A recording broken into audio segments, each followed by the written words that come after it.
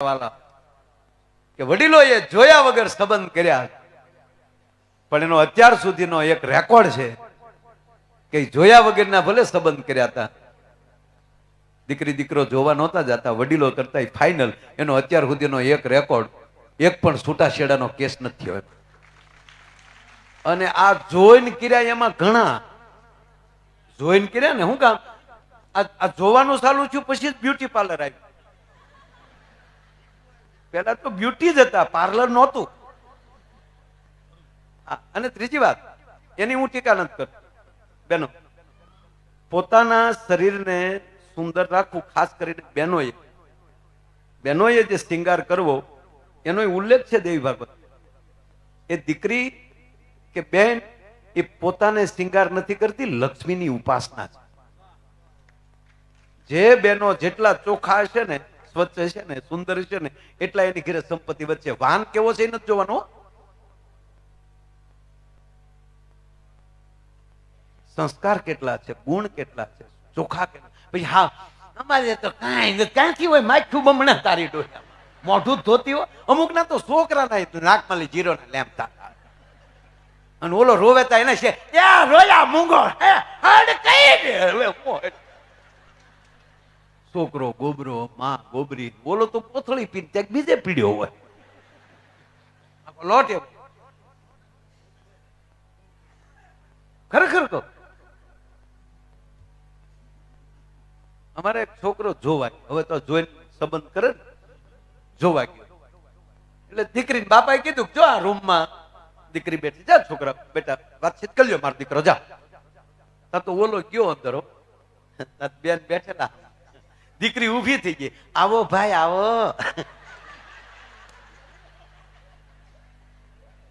દીકરી બિચારી ગામડાની, એને કઈ ખબર નહીં, એને એમ થયું કે ભાઈ આવ્યો.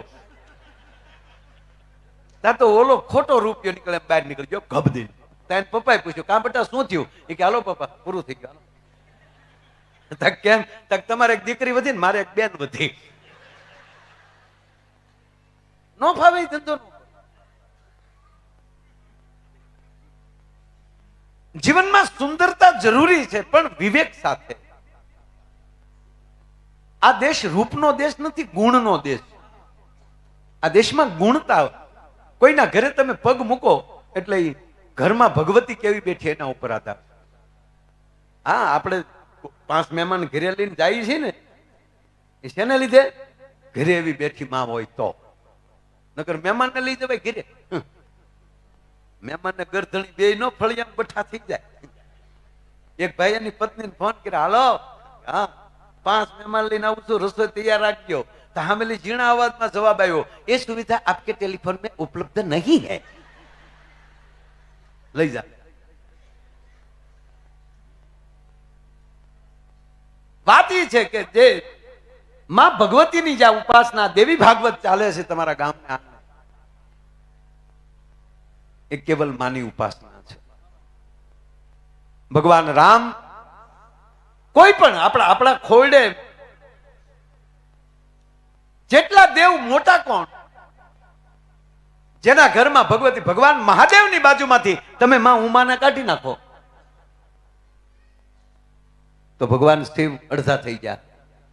કારણ કે શિવ શક્તિ હારે હોય તો જ. ભગવાન રામના જીવનમાં લઈ તમે સીતાજીનું પાત્ર હટાવી નાખો, રામાયણ પુસ્તક માંથી પસ્તી થઈ જાય. રામાયણ માં સીતાજી કાઢી નાખો લ્યો. મહાભારત નામના ગ્રંથમાંથી દ્રૌપદીનું પાત્ર હટાવી નાખો તો મહાભારતી પુસ્તક મટીને પસ્તી થઈ જાય. અને ભગવાન કૃષ્ણના જીવનમાંથી રાધાને કાઢી નાખો તો કૃષ્ણ આધા થઈ જાય. એમ આપણા ઘરમાં ઘણા વાંઢા આપણને કહે આવજો અમારી ઘરે, તારી ઘરે હું તપેલિયું ધોવા આવું, અમારે ચૂલા માથે હાવણીઓ લઈને ફૂલખણી કરીને બેઠો હોત ના. આ કોઈ રૂડું લગાડવાની વાત. પણ મને ઉમા શબ્દ એટલે કે પેલા નામ ન લેતા, વાતે કરતો, પેલા નામ ન લેતા.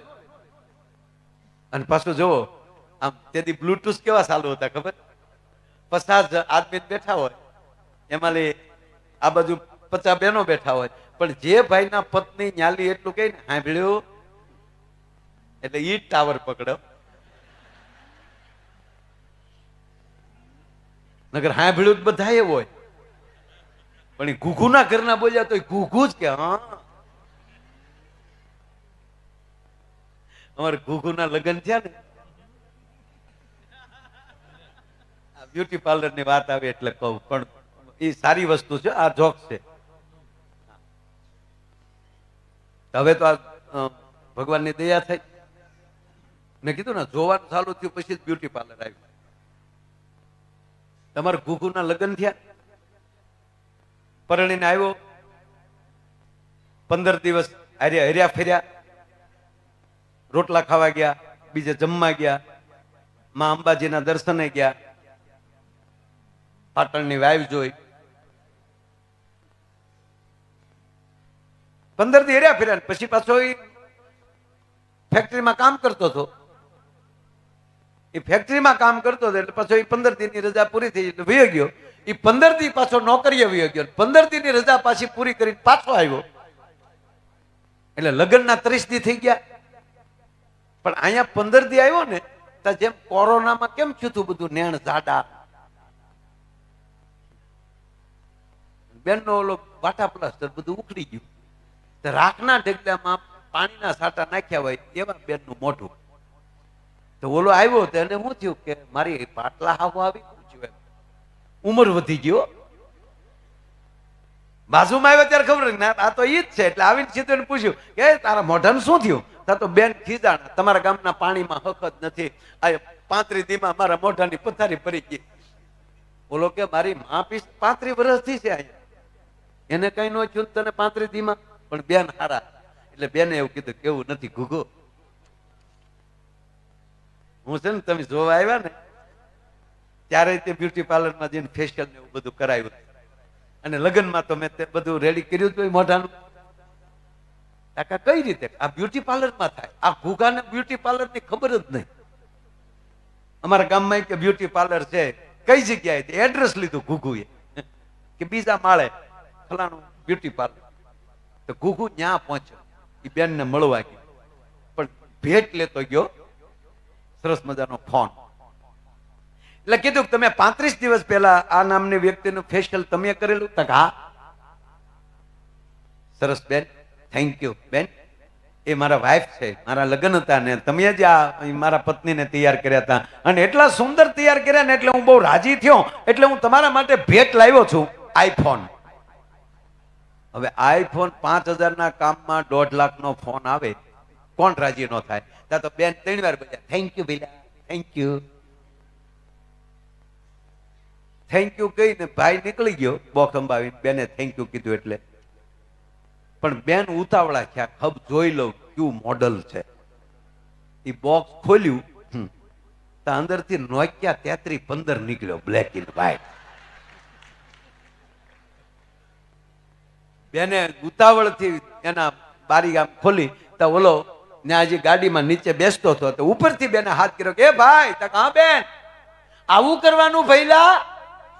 તો ઓલો કે બેન હું તમને ઈ જ કહું છું, આવું કરવાનું તમારે? કે પણ આ તો નોકિયા 3315 था કે મારે એવું જ નીકળ્યું, તમે તો મોબાઈલ બદલાવી શકો, મારે તો કાયમ ભટકી ગયું ને. પણ પેલા નામ ન લેતા વાત હાલે છે.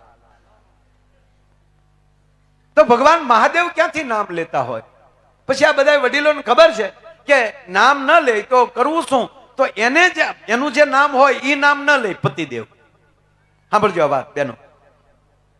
પછી એને ગમતું હોય ને એવું એ હુલામણું નામ રાખે. અમુક કે જમકુ, ઓલી બાજુ વયો જતા કે બકા. આ બકો શબ્દ ક્યાંથી આવ્યું એ હું ગોતું છું કે બકો. આ માસ્ટર સાહેબ ભાગવત નો શબ્દ છે, ભાગવતમાં આવે બકો ને બકી. બકાસુર નામનો રાક્ષસ બકો, આ હકીકત કહું મારા બાપ. અને બકી પૂતના એની બેન છે, પૂતનાનું મૂળ નામ બકી છે.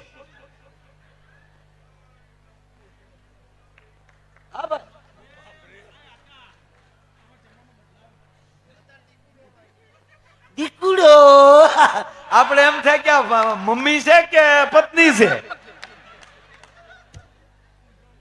અરે હમણાં સાહેબ કેવું બન્યું કહો, એક ભાઈના લગ્ન થયા ને તો લગ્ન પછી પરમાર સાહેબ લગ્ન પછી 15મે દિવસે જમાઈનો ફોન આવ્યો સાસુ ઉપર. હવે 15મે દિવસે સાસુ ઉપર જમાઈનો ફોન આવે, મમ્મી કેટલા રાજી થાય. હવે તો સાસુ નહીં મમ્મી કે ને, સાસુ નહીં મમ્મી કે ને કહેવાય. મારા હમ ખાઈને કયો ના, મમ્મી કરતા વિશેષ રખાય. હું એમ નથી કહેતો મમ્મી નો કહેવાય. એને તમે આ શબ્દ દોષ લાગે છે મારા બાપ, શબ્દ બ્રહ્મ છે. હા, મમ્મી કરતા વિશેષ રાખો. અમારા સમાજમાં તો સાસુ નામનો શબ્દ છે જ નહીં. અમારા સ્પેલિંગ શબ્દકોશમાં છે જ નહીં. સાસુ જમાય આવો શબ્દ છે જ નહીં. અમારે સસરા શબ્દ નથી. સસરા મામા કે, સાસુને ફૂઈ કે. દીકરાની વહુ ફૂઈ કે. હું કામ? ફૂઈ થાય ને તો એ બાપુજીની બેન થઈ, અને ફૂઈને એમ થાય કે મારા ભાઈની દીકરી છે, એ મારી દીકરી ગણાય, મારે એને જરા હેરાન ન કરાય. અમારે ફૂઈ શબ્દ. અને જમાઈ નહીં, ભાણેજ. જમાઈ ભાણેજ. હવે તો બધા મમ્મી કહે છે. ભલે કે મને વાંધો નથી. હવે સાંભળજો, ઈ મમ્મી હોય તો એની દીકરી શું થાય? બોન થાય ભાઈ. નહીં એટલે પ્લીઝ એમાં ખાસ વિનંતી કરીને કહું કે દીકરીના માવતરને તો વિશેષ રાખજો મારા બાપ. આ દેવી ભાગવતના મંડપમાં બેઠો બેઠો કહું કે દીકરીના માવતરને વિશેષ રાખજો. શું કામ? એને તમને દીકરી નથી આપી, એના ઘરની લક્ષ્મી ને કાળજાનો કટકો તમારા ઘરે મોકલ્યો છે સાહેબ. એના માટે પ્રણામ છે, પણ મમ્મી નહીં. આમ તો મમ્મી જ નહીં, મમ્મી શબ્દ જ કાઢી નાખો. આમાં બધા તમે આ બાજુ સુખી માણસો છો, ઘરદીઠ અમેરિકામાં છે. અમેરિકાના મૂળ માણસો અંગ્રેજો, બરોબર, અંગ્રેજી બોલવા વાળા. ઈવડે ઈ મમ્મી કહે છે. અમેરિકામાં કોઈ એની એ લોકો મૂળ ન્યાના ઈ મમ્મી કહે છે તો મને કયો હાલો. ઈ મોમ કે છે, મધર કે છે, my mother, my mom. Mummy નહીં. મમ્મી આપણને ગુજરાતીઓને પકડાવી દીધું, ભારતીયો. હવે મમ્મીનું ગુજરાતી શું થાય? યુવાન મિત્રો ખાસ મારે તમને દાંત કઢાવ, પણ વચ્ચે આવી કઈક વાત આવે તો તમારે મને સાથ આપવો જોવે. આજ તમને રાજી કરવા માટે માયા એને ગલોટિયા ભલે ખાવા પડે, પણ તમને આનંદ કરાવી દેવાનો. કારણ કે એટલા બધા મળ્યા છો. કવડું મને આજ ખબર પડી મારી કેટલી વેચ્યું છે. પ્લીઝ પણ મને આમાં જવાબ આપો, મમ્મીનું ગુજરાતી શું થાય?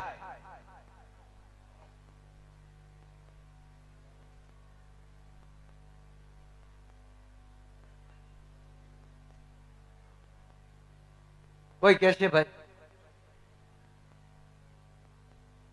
બધાને ખબર છે તો કઈક તમે કહો ને કે અમને અંગ્રેજી આવડે.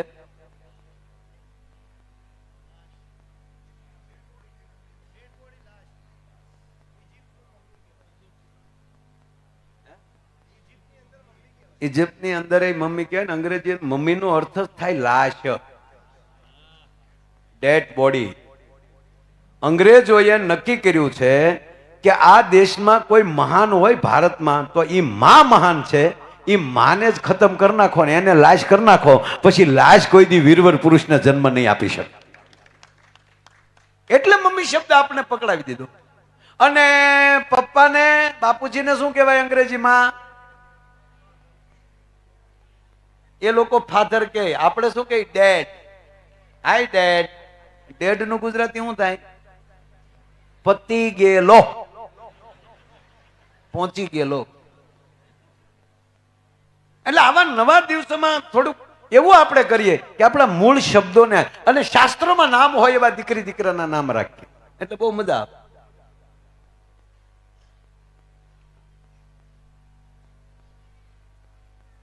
એટલે એમ હુલામણું નામ ટૂંકમાં ગમે આપણે રાખતા, બરોબર. મૂળ વાત પાછો મારે જે હેતુ જે કેવું છે એ મને વયું જાય. વાત કરું છું મહાદેવની, ભગવાન શિવની અને માં ઉમાની. તો ભવાની નામ છે, પાર્વતી નામ છે, ચામુંડા નામ છે, મહાકાળી નામ છે. જેમ જેમ માં કામ કરતા ગયા એવા એના નામ પડતા ગયા. પણ ઉમા છે એ અતિ કઈ વાલું હોય નામ કોઈને તો એ ભગવાન શિવને વાલું હતું. ને મહાદેવ જ્યારે પાર્વતીને બોલાવતા ત્યારે પાર્વતી અહીંયા આવો એમ નહોતા કહેતા, ત્યારે એને હુલામણા નામે કહેતા ઉમા. એનો પુરાવો હતો કે રામાયણ કે ઉમા કહું મેં અનુભવ અપના એ સતંગરી ભજન જગત સબ સપના. રામાયણમાં જ્યારે જ્યારે પાર્વતી જ્યાં કહે છે મહાદેવને કે મને આ વાત કરો, અને ત્યારે ભગવાન શિવ એને ઉમા તરીકે બોલાવતા. જે શબ્દ મહાદેવને વાલો હોય એ શબ્દ આપણને કેટલો વાલો હોય, મારો કહેવાનો સૂર છે.